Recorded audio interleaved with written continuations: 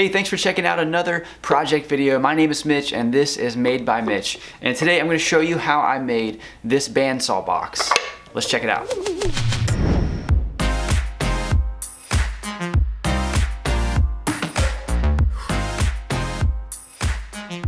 Before I get into the project, I wanted to mention a couple things real quick. I just recently got this 9-inch tabletop bandsaw. So this is my first project with a bandsaw. I don't really know what I'm doing. This is a big learning project. So any tips in the comments below would be much appreciated, maybe to help others out as well. And also, this was not the original design. I actually wanted this to have Mickey Mouse ears because I was making this for my daughter, but you'll see I kind of messed that up in the beginning, and so I ended up going with this shape, but it worked out. But let's get into the project.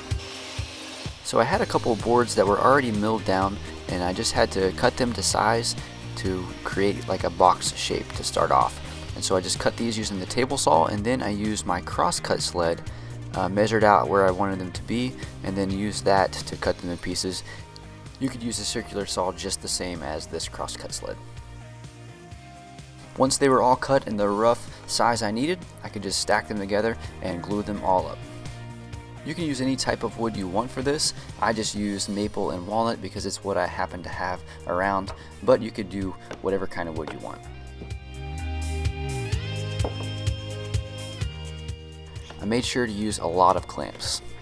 A lot of clamps. After letting the glue dry for a couple days, I took the clamps off, and then I had to clean up all the glue squeeze out. The best way I found to do that is just with a chisel.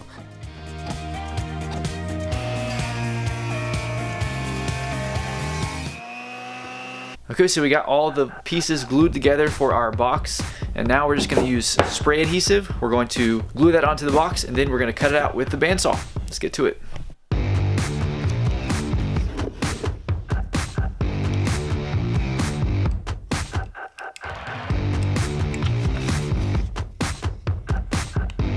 So I just went to start cutting this out on the bandsaw and realized that the block of wood is a little bit too large for the bandsaw. So I'm gonna cut with a miter saw right here along this block to cut it down, and then I will cut the shape out with the bandsaw.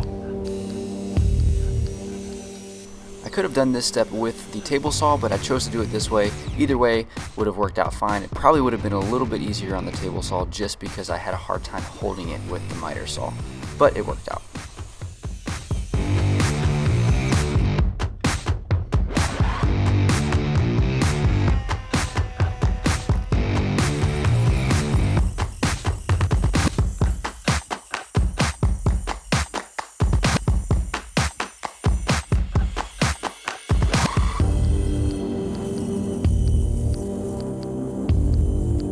So I messed up when I tried to cut out the ears of Mickey, so I think I'm just going to scrap the Mickey idea altogether. I'm just going to kind of keep this round shape going here and do kind of like a oval with a flat bottom, and that's going to be my bandsaw box. Let's check it out.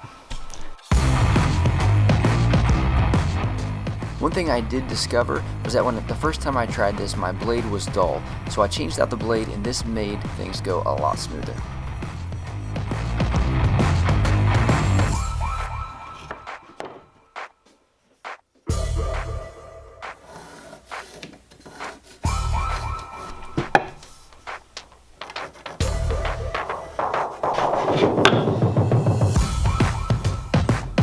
Okay, now I've got to cut out the inside of the bandsaw box. That will be the drawer.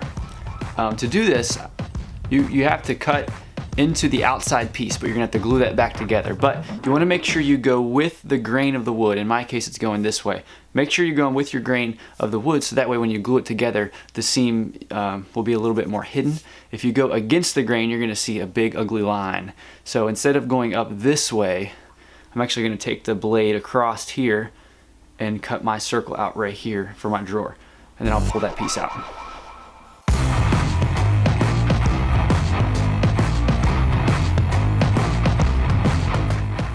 Once the inside part of my box was cut out, I could go in and glue up that seam that's there on the edge of the box. And I just put glue in the seam, and then I used a piece of scrap wood to stuff it in there, and then I clamped it together.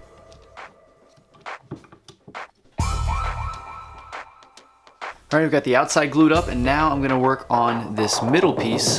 So what I'm gonna do is cut off the front and the back And then I'll make a line here and cut all that out and then glue the front and the back on. One thing I did learn is that using a push stick makes things a lot easier and probably a lot more safe as well.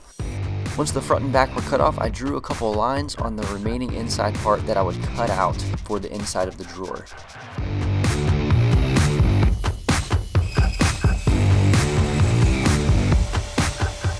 Once the middle part was cut out, I could glue the front and back onto the drawer. Now I didn't sand the front and back here. I should have sanded because once I got everything glued up, I realized I couldn't sand the inside very effectively.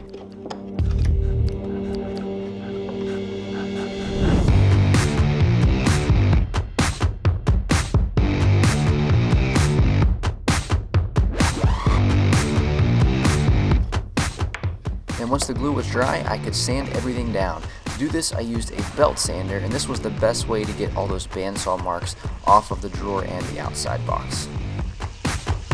So I just came down to the shop to do a little bit of sanding, and I've made a pretty big mistake. And if you're watching this and you've made a bandsaw box before, you've probably already caught my mistake. So where I messed up is I was supposed to cut the back off here before I cut the shape out. So that way whenever I put the drawer in and out, it would have a back to go up against.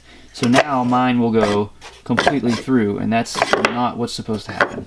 I'm not going to completely scrap the project, I'm going to keep going with it, but I cut off a little bit of this earlier in the project of the back, so that way I could fit it in my bandsaw. So what I'm going to do is cut it to size, glue it on this, and then it will become the back. So it's not really ideal. You're supposed to do that before you cut the shape out, but I think it's going to work. Don't do this. This is bad. Hey, you gotta learn, right? So after getting the new back prepared, I could go ahead and glue it on, and I clamped that together, let it dry for a while. And while that was drying, I decided to go ahead and make the handle and the feet for the bandsaw box. So I just used a piece of scrap maple that I had, and I ripped it on the table saw down to the size that was usable for me, and then I used the cross-cut sled to cut those to length. The easiest way I've found to sand small pieces like this is to glue a piece of sandpaper to a block of wood. This makes quick work of sanding small things.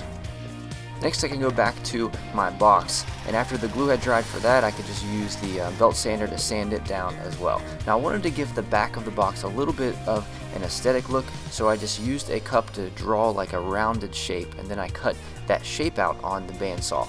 And then I used the belt sander to sand that shape smooth as well. This is all preference, and I was kind of making these decisions on the fly. The next thing I did was I used the trim router, and I just went over with a 1/4 inch round over bit, and then I can sand everything down all the way up to 220 grit. Next I could glue the handle onto the drawer and then the feet onto the box. So apparently I forgot to turn on my camera when gluing these on, but you get the picture. To clamp these, I put a piece of scrap board underneath the feet and then clamped from the inside of the drawer to the board. Be sure not to use too much glue when doing this. I did use a chisel to clean up some of the glue squeeze out, and then it was time for finish. I chose Danish oil mainly because it's my favorite finish, and I love the way it makes the walnut pop on this box.